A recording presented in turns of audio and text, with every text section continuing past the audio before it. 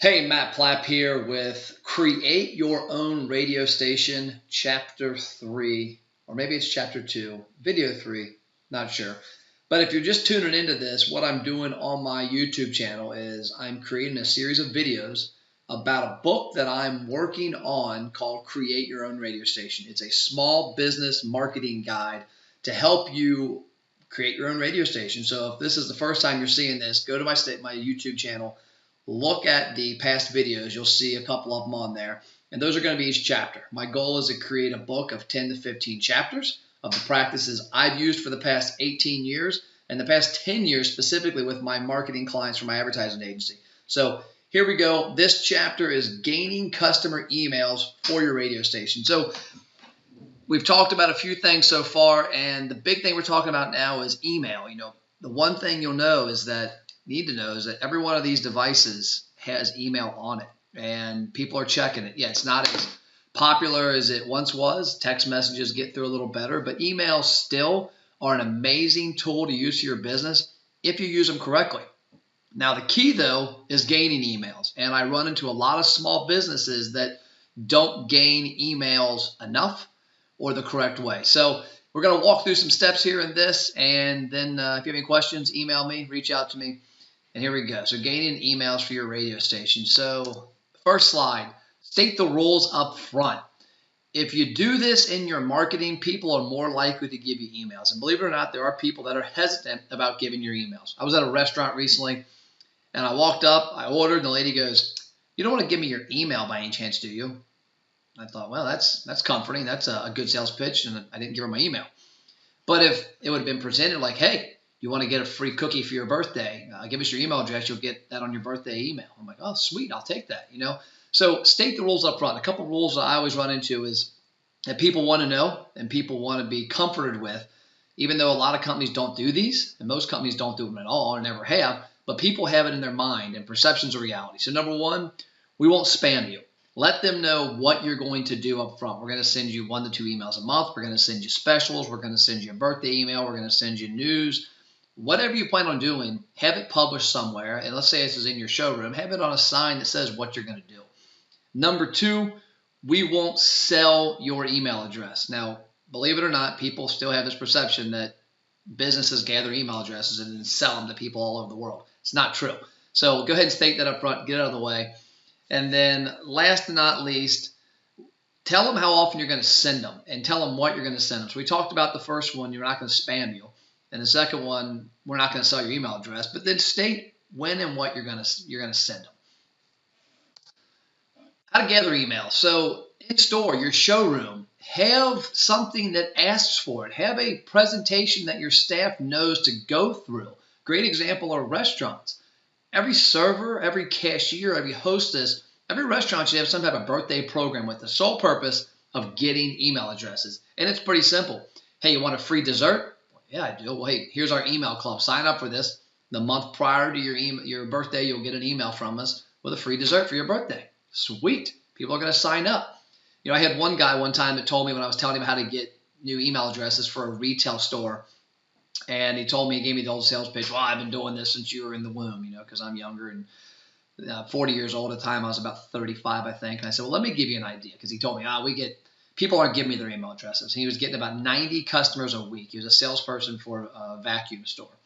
And he was getting about 90 people a week come through the door, and he was getting about 5 email addresses. And I told the owner of the store, I said, man, you guys need to get more email addresses. There's no reason you're not. So I'm talking to his head salesperson, and I said, here's what I want to do. I created a little point of purchase display that had the rules on it and said, hey, you want to win free cleaning supplies for a month? Give us your email address, and we'll pick a winner monthly from everybody that enters our email list that month. And then it had the rules. We won't spam you. What we're going to send you, we're not going to sell your email addresses. Had that on a little display. I said, now what I want you to do is I don't want you to set this on the counter. I want you to set this in an awkward area where you do demonstrations. They do a lot of vacuum demonstrations. I want you to set this in the middle of the floor. So when a new customer comes in and you walk up to them, you go, oh, hold on, let me move this out of the way. And you take it and you move it. You make sure they see it. It's intentional. Hey, remind me to tell you about this later on. We're not mess with this later. Put it to the side. They've got it in their mind now. They've looked at it while you've set it down. They've read it, and they're thinking, oh, free cleaning supplies. So think of a creative way to get this in front of your people. LinkedIn. is a great one. If you're in business, you can download your connections in LinkedIn. You can go in LinkedIn, build a great database of people that you know, like, and trust, or people that you should know. And you can reach out to them, start building that relationship, and you can get some good email addresses from there to start building your network. Now, I would advise you, when you do things like that, be upfront. Tell them, hey, by the way, I'm going to add you to my email list. Do you have a problem with that? Or when you send them an initial email, or you add people like this to your email list every month, make sure you have a disclaimer at the top, and opt in, opt out, an easy way to let them know what's going on while they're getting it.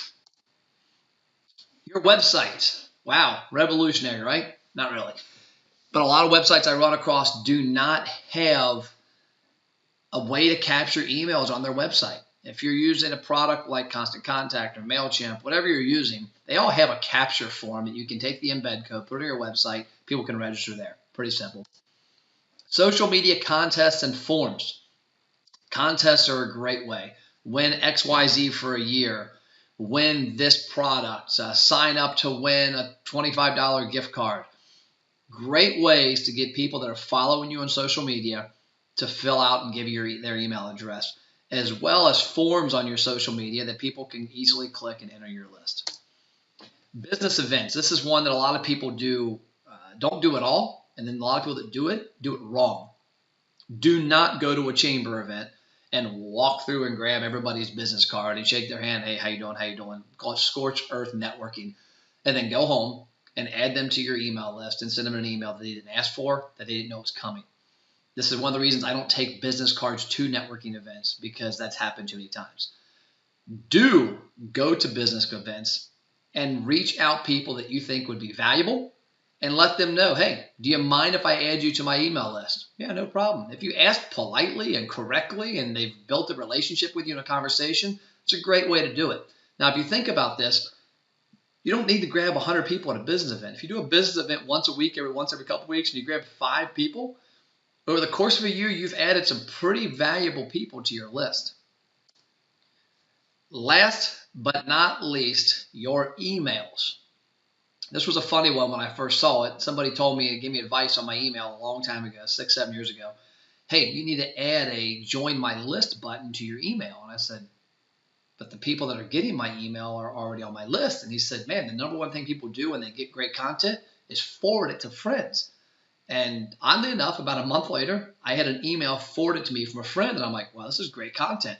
I looked everywhere. There was nowhere to join the list. And I went, well, I was wrong. They were right. I added it. So on all of your emails, add something on there about joining your list. So hey, that's all I've got for you today. I'm sure there's 100 other ways you can build your radio station with emails and different methods. Let me know what they are. Send me a message. Send me an email, matt@mattplapp.com. Comment on this video.